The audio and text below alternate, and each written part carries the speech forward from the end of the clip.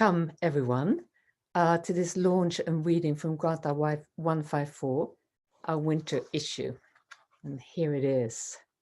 We're going to hear fiction from Paul Dalla Rosa and Dan Shurley, non-fiction from Rory Gleeson, Lindsay Hillson, and Ian Jack, and poetry from Jason Allen-Paisant, Jessie Darling, and Nate Duke.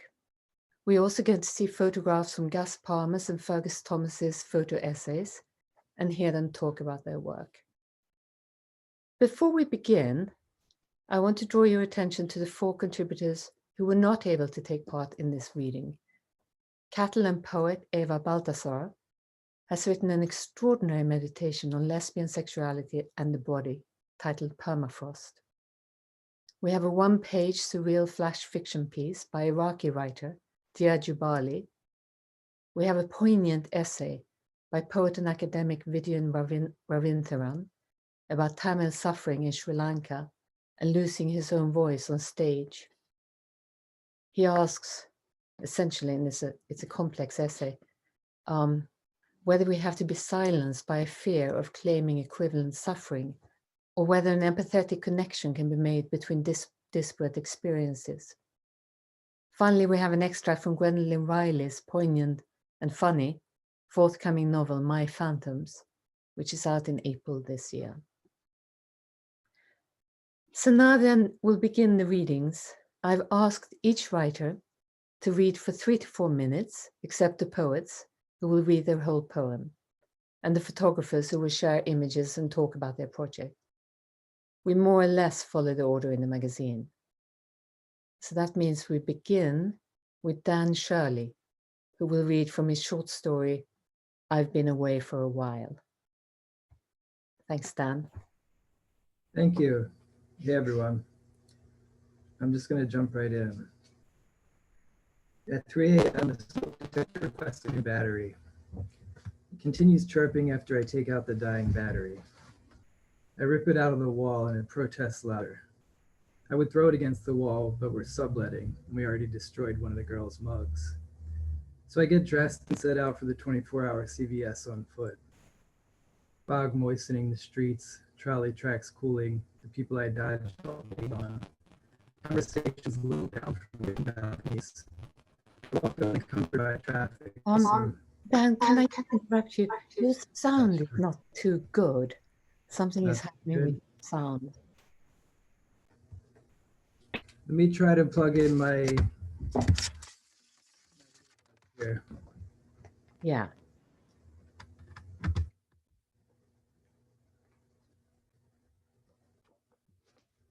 I should say we got this story from Michael Hoffman, who I think was Dan's teacher in Florida, who's the contributing editor of Granta, who sent me this piece and said, this is amazing, you should look at this.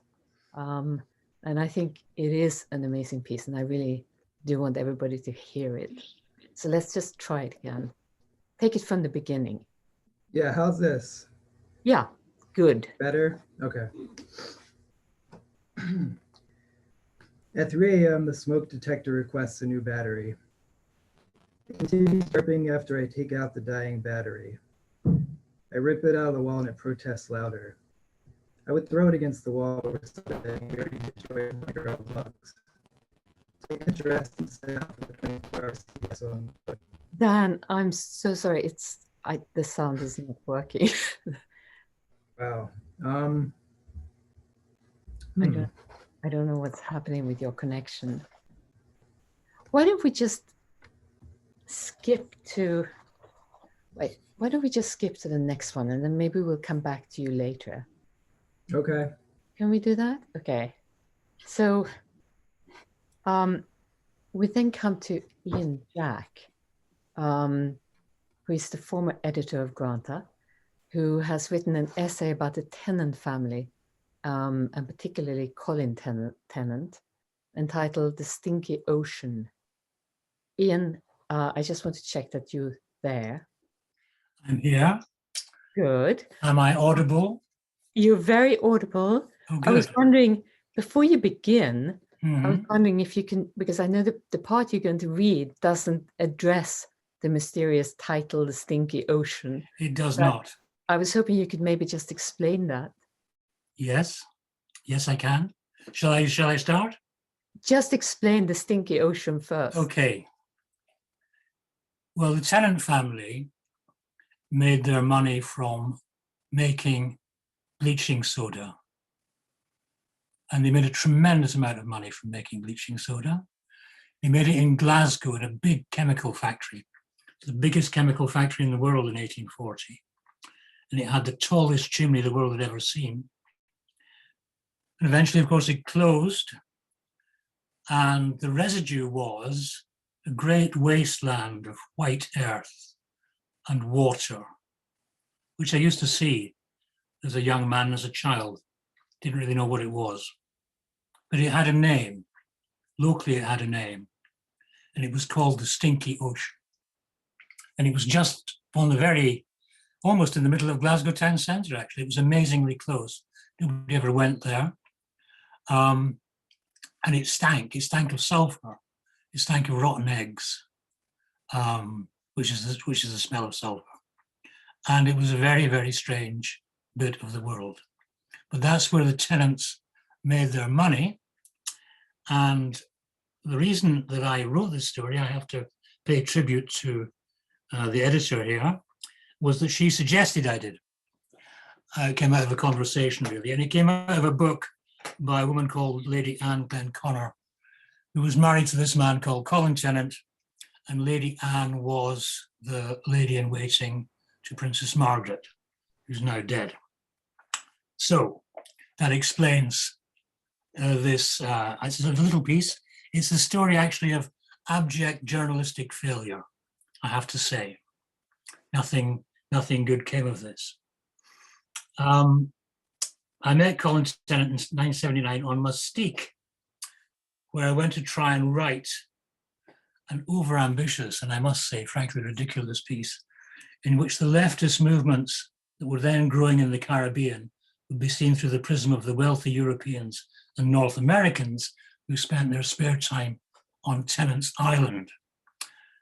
What do I remember about this? Well, I remember that he wore a wide-brimmed straw hat and what India knows as kurta pajama, a long white shirt over loose white cotton trousers, and that we talked in a kind of mogul kiosk that he directed near his house on the beach.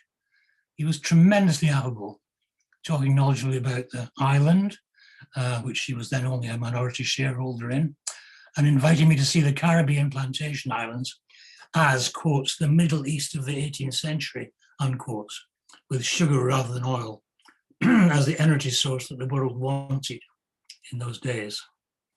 There was more talk about oil, its high price, combined with the low price for Caribbean exports, such as bananas and bauxite, and it lowered living standards on several islands with social unrest as a consequence. Tennant was unflappable at the prospect of any kind of revolution or new order. When a stranger walked into the room, he said, as though the world were a London club, you don't turn your back on him or shout rape. You go up and shake by the hand. He showed me the sights. They included the wreck of a French liner, which had been stranded offshore for years and now broke up the waves like a reef. And there was Basil's Beach Bar, a small platform that stuck pier-like into the sea, and from a respectable distance, a view of one or two of the pseudo-classical villas that had been designed by the celebrated English stage designer Oliver Messel. Eventually, we reached a group of huts known to a few islanders as Tennant's tenements, which housed the domestic servants who served the villas. Most were temporary migrants from St. Vincent, the closest of the larger islands, and their huts were the equivalent of tied cottages. If they lost their jobs, they lost their homes too and went back to St. Vincent. The huts had nowhere indoors for their occupants to wash. Tennant said they were waiting for showers to be installed. But he said, these people are much better off here than they would be in St. Vincent. And trying to complicate, I recognize something, trying to complicate and soften the simple moralism of the outsider, which in this case was me.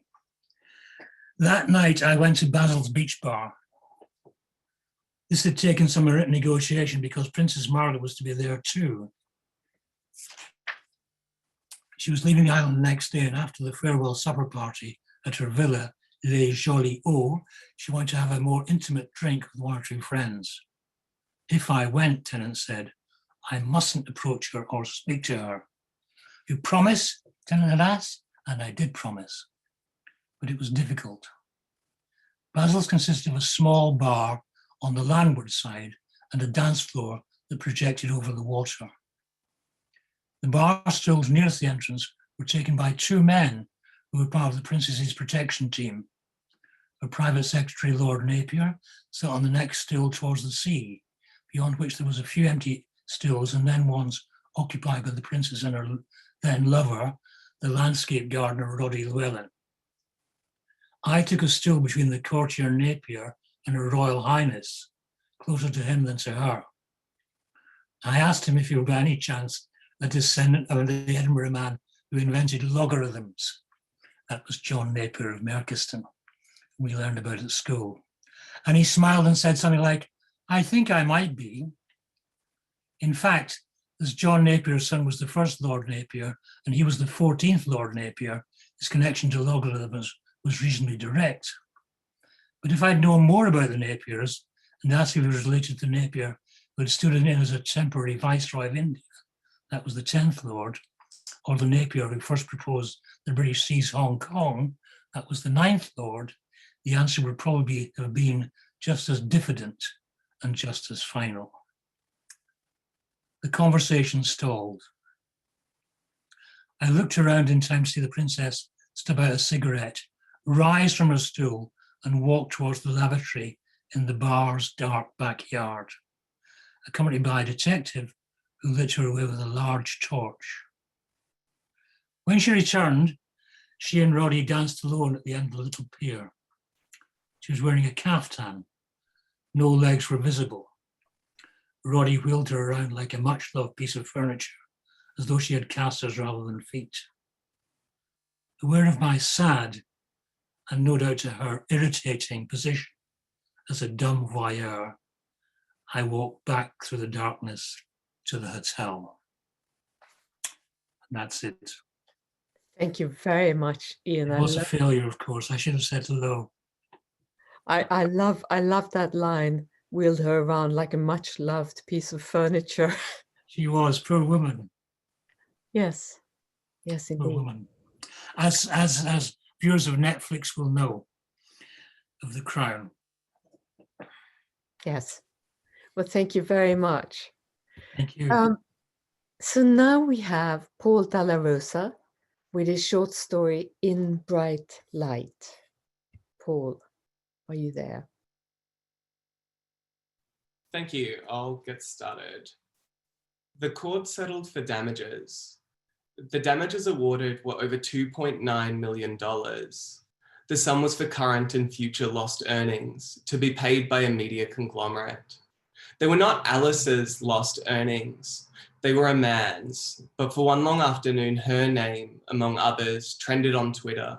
And for weeks afterwards, Alice's phone vibrated with phone calls and emails and text messages. Alice changed her number. Then people found the new number. They called her family. They called people she'd gone to school with, other actors, crew members on films she'd starred in.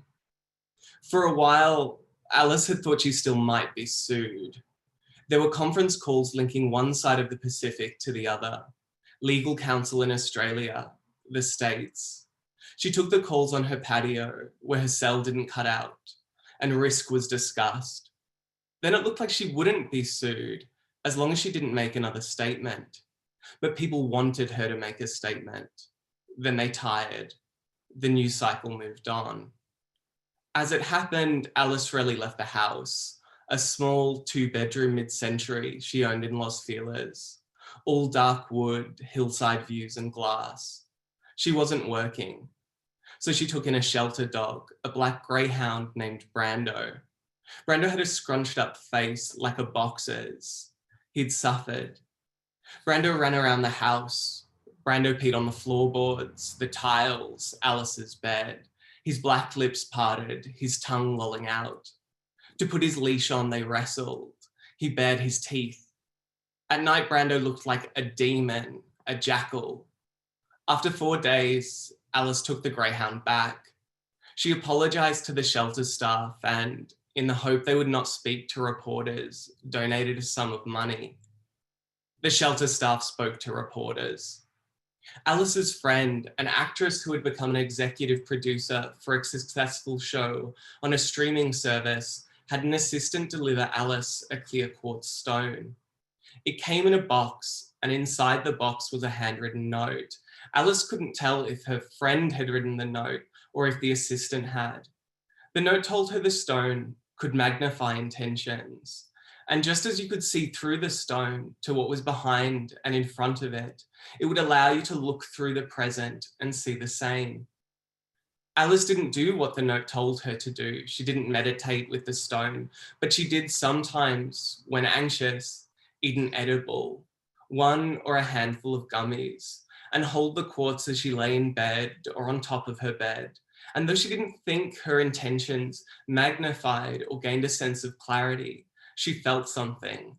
Like the glass of an air-conditioned room, the stone was cool to touch, and Alice sensed that outside Los Angeles stretched beyond her windows like an establishing shot, across and over the sycamores and palms, the stucco houses, the lanes of traffic and canyons and valleys, the 45-foot letters in sheet metal, and below them, the private pools that littered the hills, little dappled points of light. Thank you. Thank you very much. That was beautifully read. It's such a powerful story, this. The slow implosion of a life lived on screens. Dan, if you can hear me, there is a suggestion that you turn off the camera and read, and then we'll see if the sound works. If it doesn't, I'm going to go straight to Fergus Thomas. But let's try Dan one more time. Hi, can you hear me? Yes, we can hear you. Nice Great. to see you. We figured it out. Thanks, Great. Jesse.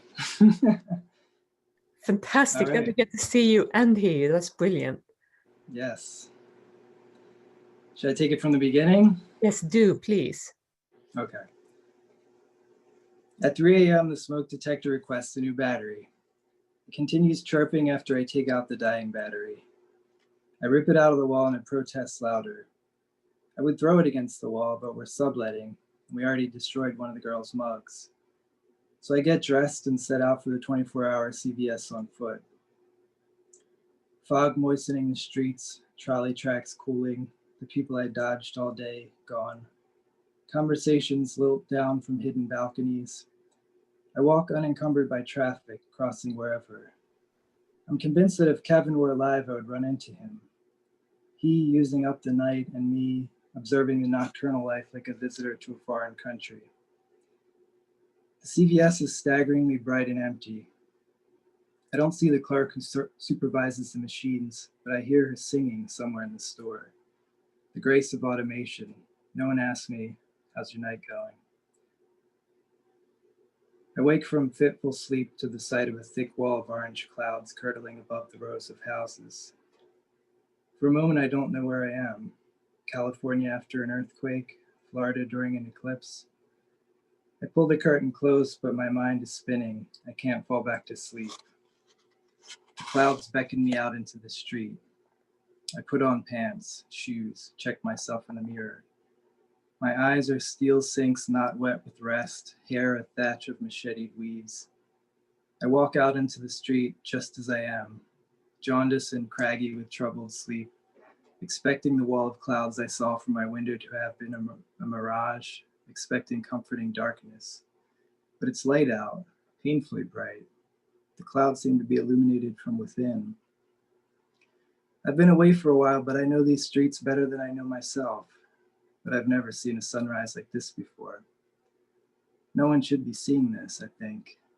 We must not know how insane we really are, dreaming under the spell of these clouds that don't cast shadows and whose light is a delirium, We're wise to say inside, sleeping, where we observe a prohibition we never had to be told. Where the clouds leading me. The gardeners are away from their gardens, the caution tape is skipping rope for no jumpers. The trolleys don't clank and vibrate the wooden slats of park benches pressed against the aching backs of homeless people.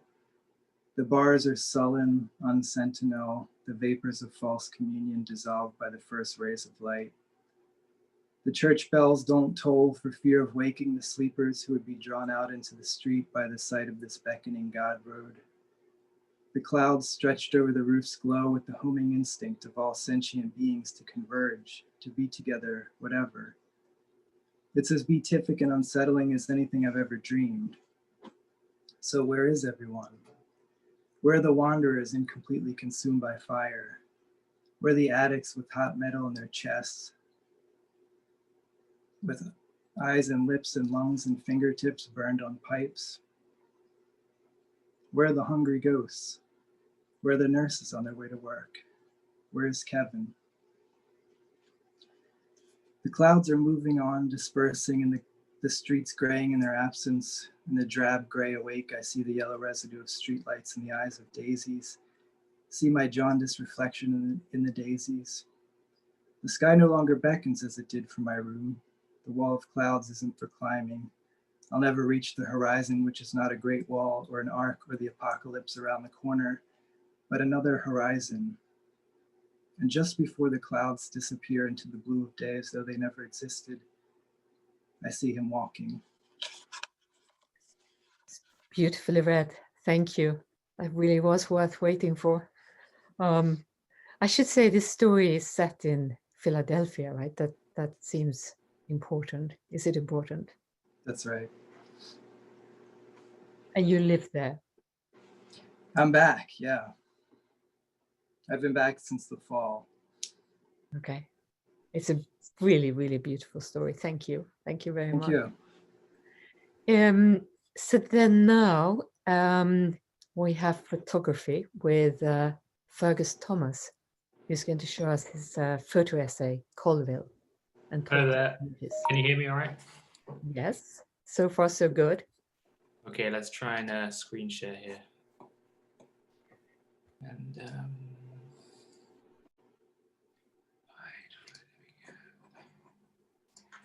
can you see that okay? Yeah. Yes. Yes, so I'm going to be showing my photo series Colville. This series follows jockeys from the Colville Indian Reservation. And I started it 6 years ago when I was 21 years old. I'm from Britain, and I was very drawn to America to photograph the horse racing, the Native American horse racing, which is comprised of relay racing, mountain/suicide racing, and gate racing. At a rodeo in Pendleton, Oregon, I had a kind of chance meeting with two jockeys, Lewis and Dwayne, and I was invited back to their reservation to photograph another race. And then after that point, sort of sparked from there. I spent a total of 5 years making the work over 5 trips and spending 7 months in total on the reservation. This image here was made at a place called Smoker's Track. It's a kind of training facility for the relay team, a kind of bush track, and it's not too far from Dwayne's house. So when I would go over and stay with Dwayne, I could walk there, and they'd start training about lunchtime and sometimes train late into the night. And they would park their cars at the exchange point where they would change horses so the riders could see, but then they would ride around the track in the dark. And this image is made just past that exchange point, right at dusk, which is the same time I made this next image here. This is Lewis's horses in his field, and we were actually driving through in his truck to go and fix something in the field, and we were driving at kind of a bit of a speed, and the horses kind of ran alongside, and so I made this image out of the car window. This is Lewis here. This is when I met him in Pendleton, Oregon, and this is sort of after the weekend of the race, and I just sort of was getting to know him still. And he's a very powerful character, and I was very drawn to be around him and to photograph him. This is again a smoker's track, which was the track I mentioned earlier. This is a hot walker, which you use to warm the horses up before a race and afterwards as well, to cool them down. And the children, they just use the track as a playground. And I think that's a part of the reason, they are so good. They arrive at the level they do is because they just start really, really young. I mean,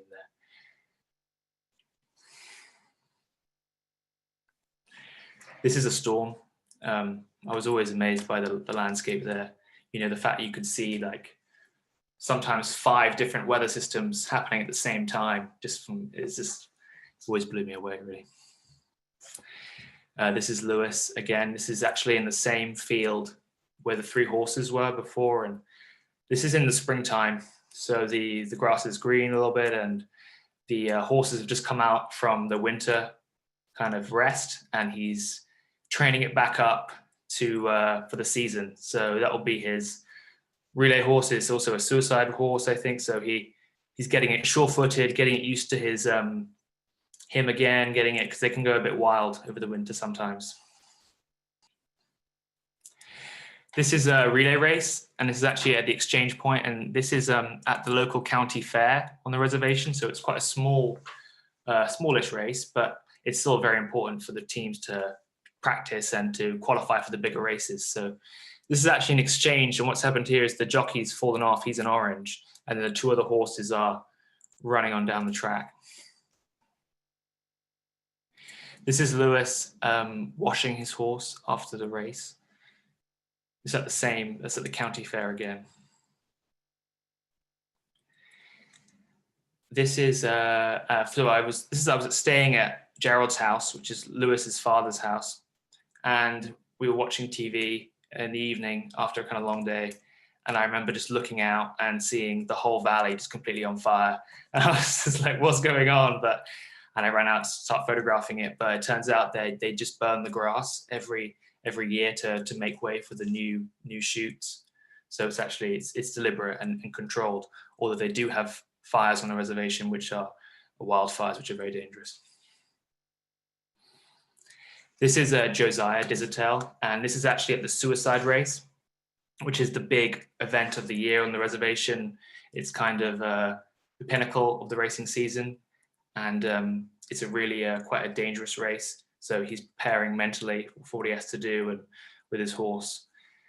And this is the suicide hill. It's an incredibly steep hill that goes into a river, and then you race your horse over the hill into the river, swim across, and then you ride into a stadium, and the first one into the stadium is the winner, and then over a series of several races you have a total champion. And this is what they do. They actually show their horse the hill every time to make sure the horse knows where it's going, and it's all familiar, but it's very steep. I feel like I'm about to sort of roll down. This is the race happening when they're just going over the top and down the hill. Yeah, and this is also sort of a lot of stories and legends are made in this race. You really are famous on the reservation if you win this race. And then towards the end of September, which is when the racing season ends on the reservation, it's actually when the elk season starts. So you have a lot of jockeys and people that will, from the racing season, go right into the hunting season then. And this is Lewis's cousin, who is showing me a large bull. This is a good size for them, and they'll eat this for about a year and a half, Gerald was telling me. This is Dwayne, the other member of the 2 people that were kind of very important for this story. This is him tending to his mother's grave on the other side of Inchilem, which is the other side of the reservation. And this is Dwayne again playing with his daughter. And this is in his house where we spent a lot of time, and the kids were always running around and we were always playing with them. And it was a very nice place to be. And that's my series from Colville. Thank you very much. Thank you. Those are stunning images. I want to add that instead of doing an introduction by a writer, we did an interview with Dwayne Hall, who's the subject of that last photograph. And it was kind of an experiment, you know, we just wanted to see what would it be like if we actually get the subject of the photographs to speak to us and kind of add his voice. And it actually really adds to the photo essay, and he's very sweet about you. I guess you've read it, because they were really looking after Fergus when he first came, you know, and they were kind of quite wild party guys. And they kind of took you around, didn't they, and kind of showed you stuff, and you got Yeah, very embedded in it, I think. Yeah, they're very open, very kind people.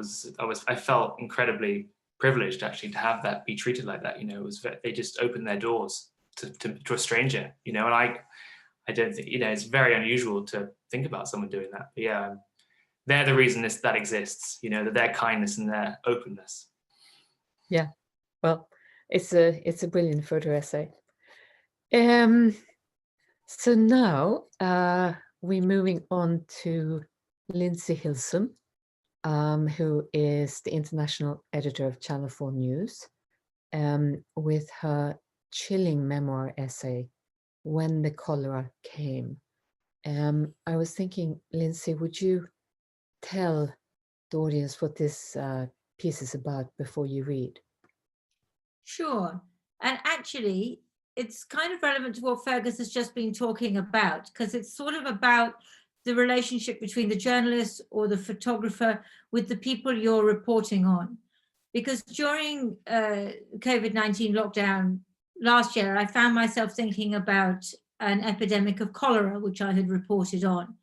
And whereas in COVID, I was stuck at home, largely like most people, and it wasn't visceral to me. At that time, I didn't know people who were sick. But the cholera, which I reported on in Goma amongst refugees or fugitives who had fled from Rwanda in 1994, that was about as visceral as it could ever get. We as journalists were literally picking our way through the dead and the dying.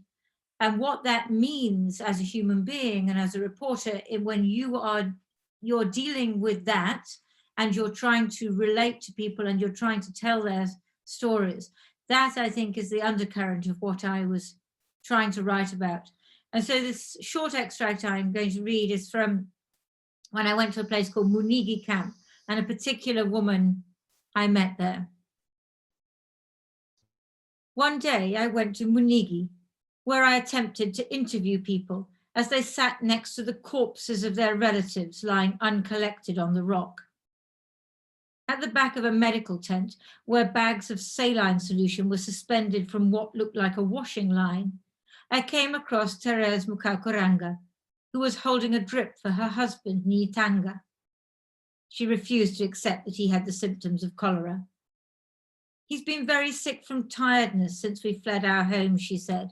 Then he got dysentery.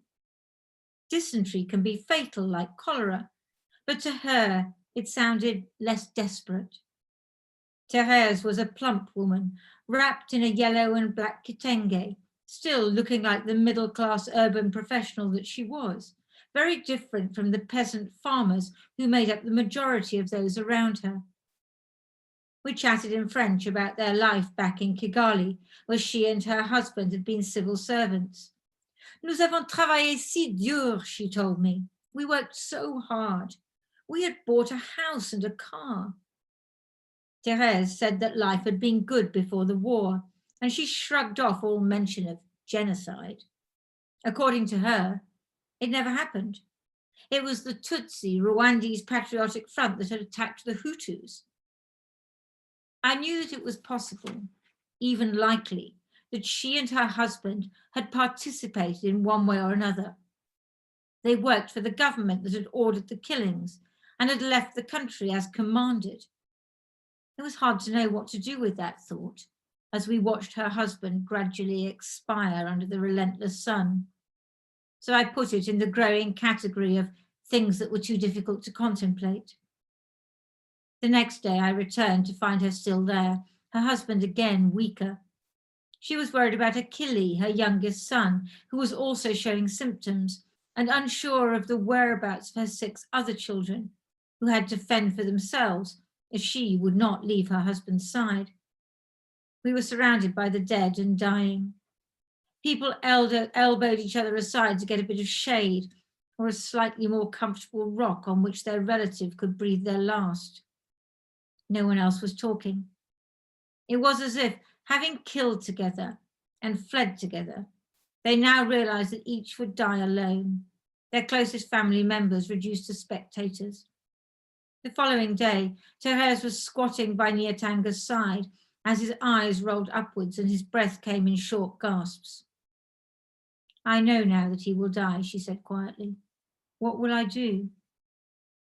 By this point, my status as voyeur was weighing heavily on me, and I apologized for returning every day to interview her when her situation was so desperate. But I like it when you come, she said. I have no one else to talk to. The next day she was gone.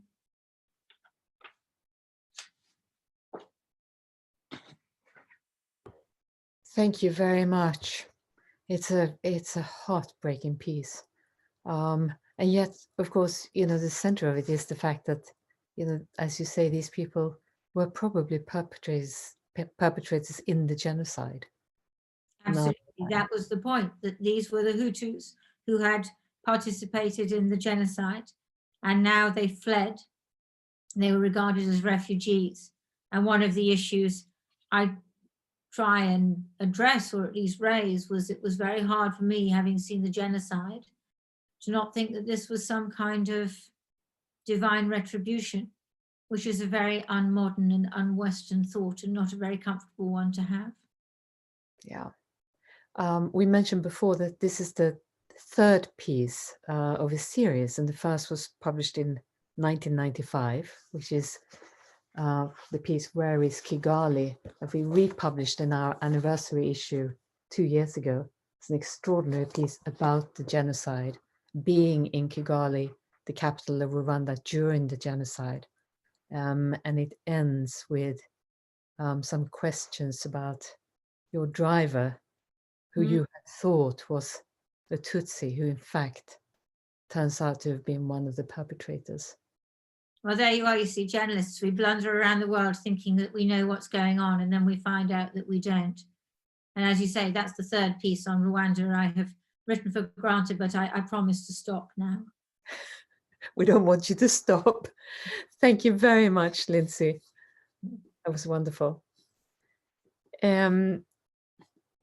So now we come to Rory Gleeson, who's going to read to us from his piece, Abbandonati, The Abandoned.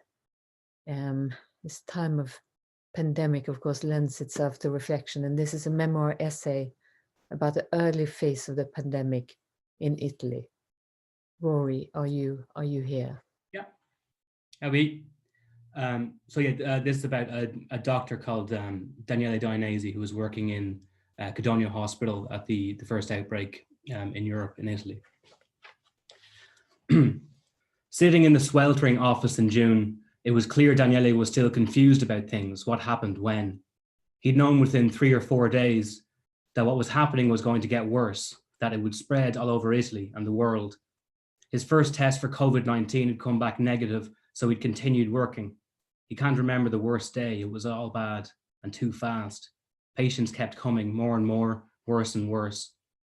What was your main priority? I asked him. In the first days of the outbreak, were you trying to treat people or get them out of the hospital so it could close? Priority? There was no priority. There was no time to think, no time to prioritize anything. They were just trying to treat as many as they could. They were on double, triple shifts, no time to sleep or rest, and it was getting worse. Somewhere in the middle of it all, they must have started to receive help, although Daniele doesn't say when.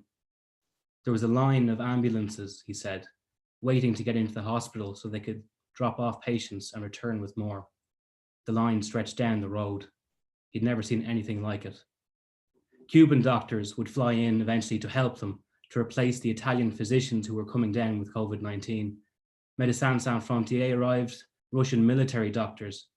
There were issues with translation, so they worked in English.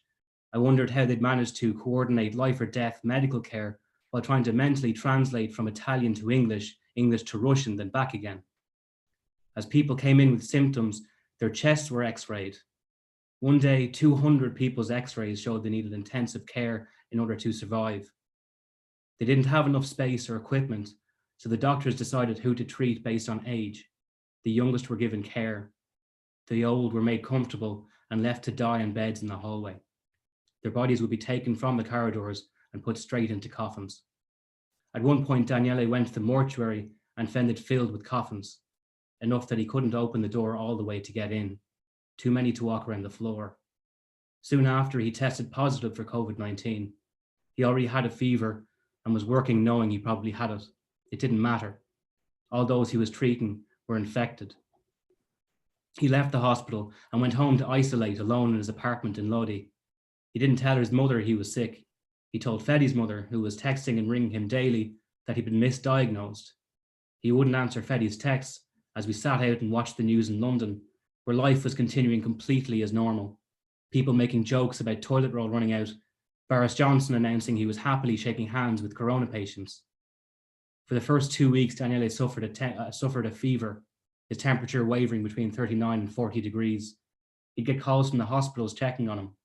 A woman 2 doors down, on whose husband he'd done a knee operation, left meals outside his door every day, lasagna, pasta, meat. He isolated for 40 days.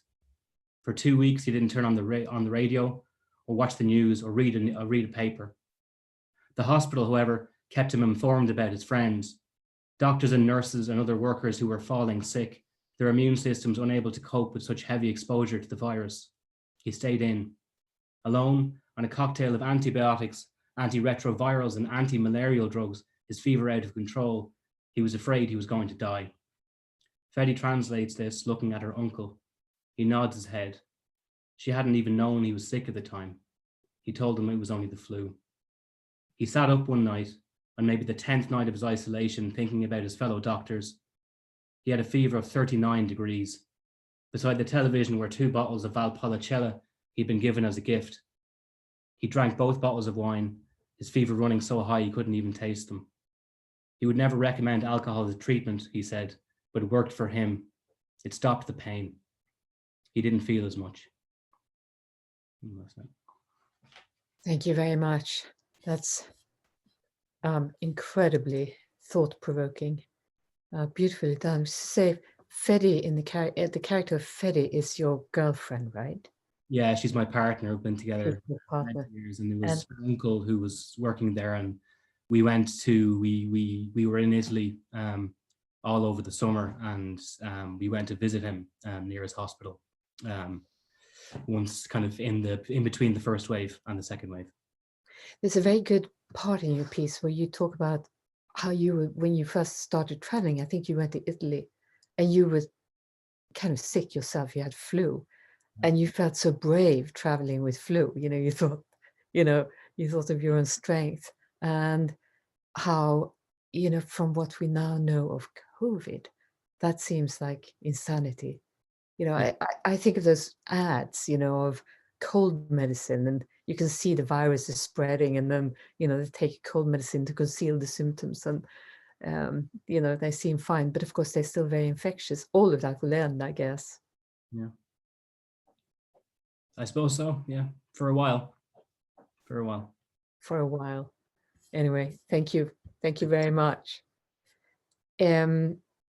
So now we have our first poet, Nate Duke, who's joining us from the States. Nate, are you there? Hi, yes, I'm here.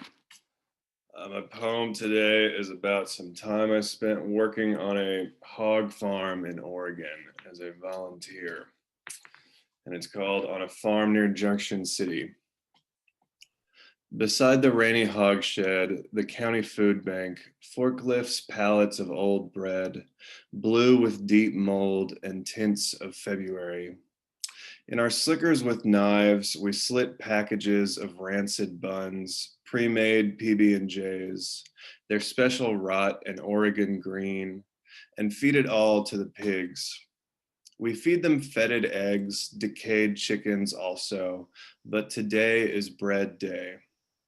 Farm folk say pig manure is the only kind with a bad smell. It's the ammonia. We clean the pen with shovels, push the slimy dreck to the slough. My colleague and I, we scrape the floor till our filthy tools spark. This guy's a real employee, speaks good Spanish to the other hands, so when he asks, "Are you a man of the herb?" I think I must be, a dim volunteer, shoveling his way to dinner. All this because I should have followed some lover to Chattanooga, or learned to operate the track hose in Arkansas. But instead, I'm near the ocean, and broiled thoughts cool in labor's mute thrum. After a shower, I'll listen on the couch to the farm's daughter play Chopin, while a cat I've never met scales my chest, nestles into sleep. A kind of recompense, I think, for lives we didn't choose, because winter's animal bed needed fresh straw, or the wood stove in our bunkhouse grew cold, and somebody had to get up and stoke it. Thank you. Thank you, Nate. That's beautiful. I love the idea of the farm's daughter. The farm has a daughter. Beautifully read. So now we're moving on to our second photographer, Gus Palmer. Gus, are you there? Hello. Hello. Hi. Okay, I'm just going to share the screen.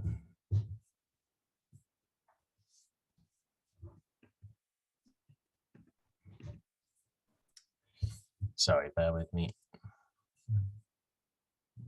It's fine. Take your time.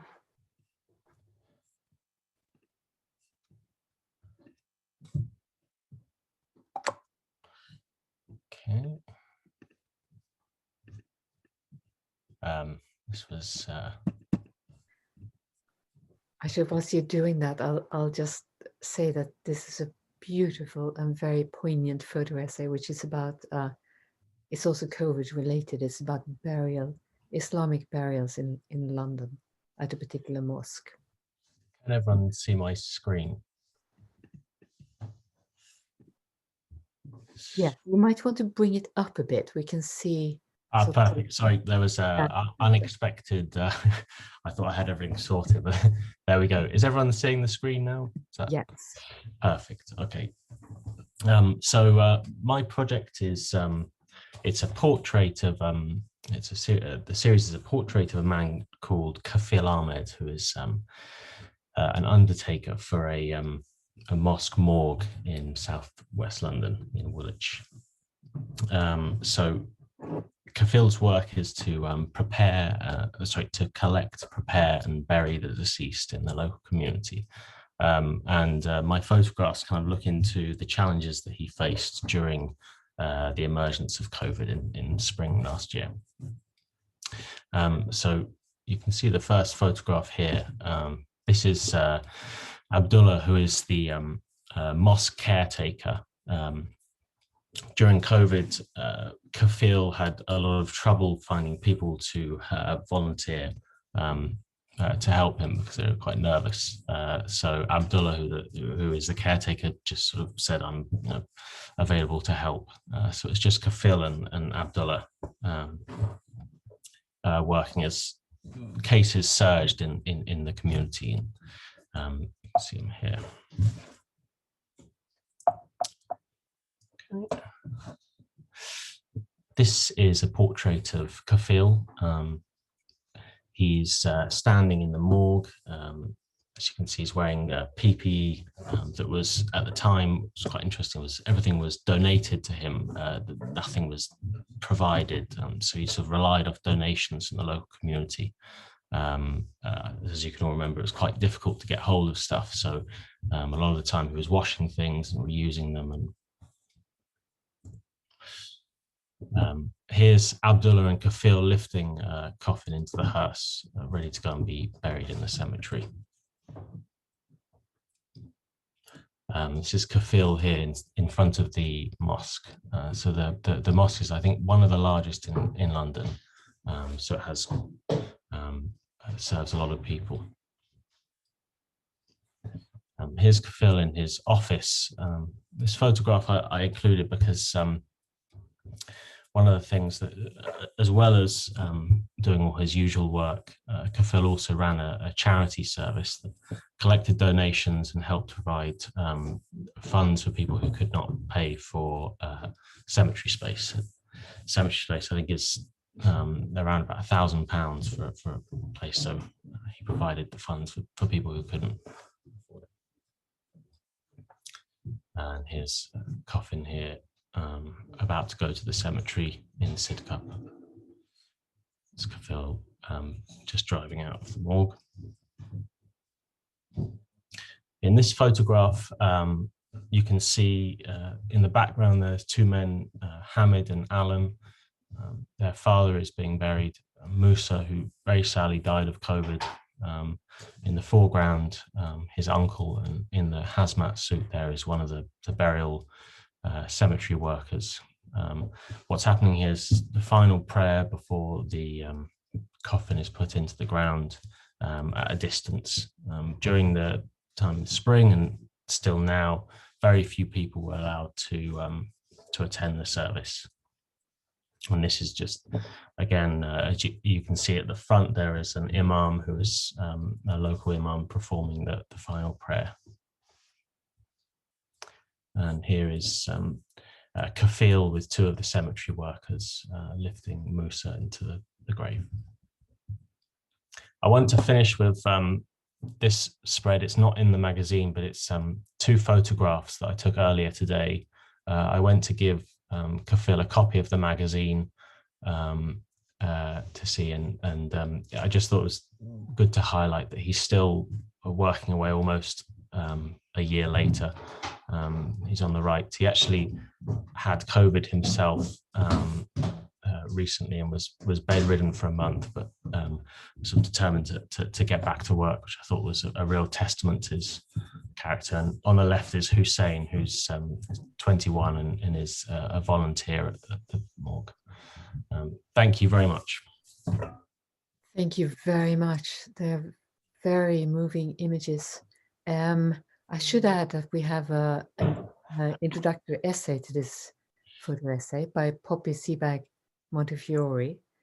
And I just want to quote what she writes about the last image, which I think we didn't get to see, but I'll quote it anyway because it's just so beautifully put. She writes, "We can't look at the last image of Alan Yusuf alone, low in the frame, the grave out of view, and not feel empathy. He's separate now from his father, yet continues with him." I love that line, continues with him. And, I think the photographs are also extraordinary because they are very compassionate and the work is very compassionate. So the photo essay perfectly reflects the work that is being done. Thank you. So we now come towards the end, and we have two poets. And first up is Jason Allen-Paisant, who's an academic and poet, with a poem titled Naming. Jason, are you there? Thank you, Sigrid. Good, great, go ahead. Naming. 1. In the wood I hear the beautiful call of a bird I do not know. I wish I knew the names of birds and could identify them by their songs. It would be so much nicer to say, I heard the warble of a wood pigeon as the red floor of the woodland stretched before me like an avenue through the high rises of beeches and oaks. As I walk on the path and feel the soft cushion, feel my foot pressed down into the flesh of the duff. Because a name is reassurance, a comfort in the flesh to hold these songs in the trees, so something could be mine. Warble, shrill, bell, fluting, something nearly right. 2. The urge I feel is to give things names, but everything is already named. The urge I feel is to connect with this land, these plants, birds, songs, these trees. To name things would be perverse. Perhaps the place within will always escape the name. In the mind, one leaves, leaves, and leaves, but on stone, earth, and grass, one stays forever. I have a few trees on my tongue, oak, maple, birch. I have a few birds on my tongue, seagull, mallard, redbreast. I have a few plants on my tongue, rhododendron, English ivy, iris. I have started to see that nothing is itself. Everything turns to something else, like birch bark becoming veste de loup. I prefer the sound of my wife's ancestors, the ashes of their throat, like the rhododendron barks becoming fighting pythons, and me gathering chestnuts for dinner in a stream that dips below ground and reemerges often. This life I no longer know. 3. When I go walking in Malham with my wife, there is still that part of me that didn't want to come, that doesn't want to be in this land of Carrymore jackets. All I can handle is nature under fingernails, my grandmother planting Negro yams, shaping the land. All I can handle is the landscape within me, not scenery spread out on a canvas. Thanks. Thank you very much. I love this poem. And as you were reading, I was thinking, I think you speak 5 or 6 languages. Is it 6 languages? And I was thinking, if you're an extraordinary linguist, as you must be, the whole concept of naming must take on another resonance.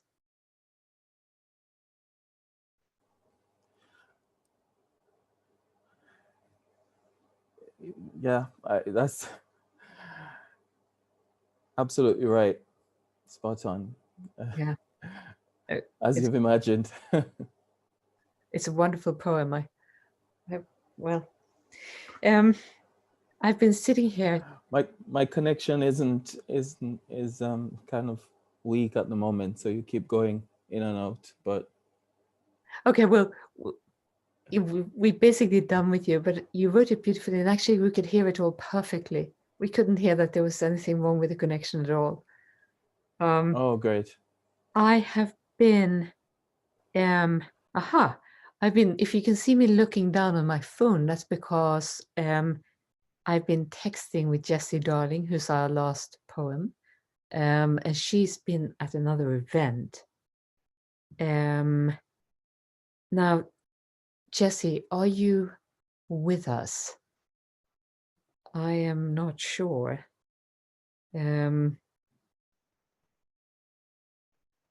No, I don't think that she is. What we were going to do is to have Rachel read this poem, but I've just heard from Lamona that actually Rachel is not with us either. I think Rachel is, Rachel? Yes, Rachel's had some computer problems, so I can read the poem. Do. Yes. Yeah. Wonderful, thank you. Great. In Medias Res by Jessie Darling. In the middle of this, the course of our life, I stopped, and everybody got out of their car. The crickets roared, wind farms sliced up blue in chorus, like syncopated swimmers, all muscle, blade, and grace. Young biker soft-shouldered with his leathers off, no arse to speak of, and not much of a face. He whispered of the car on fire ahead, all reverent, and said, "You can even see it, just up there." I walk the broken line like I once walked into the bar, right down the middle, toes out, and flash my brights at all the girls and boys. Kids, I was gorgeous. I mean, drop dead, and I knew it too. It was all I knew and not much else. But I was full of speed, driven by longing for whatever felt like life or fire, or a ride out of town into nothing. And I thought back then that people staring meant desire. Years pass, and when at last I let the bleach grow out, I see that my hair has turned gray. An hour or two goes by. Frosted tips in the camper van, tut-tuts on the shoulder. Parched mouth poppies tongue the verge. Quiet of afternoon, except for the rumors, the distant siren, and breathing gentle fire, the empty car. When we all drove past in single file, we marveled as it burned. What damage, what elegance, what happened? What happened here? Thank you very much, Rachel. Sorry, Eleanor, I thought you read that beautifully. And I mean, in the sense, that last line sums up the whole issue. What happened? What happened here?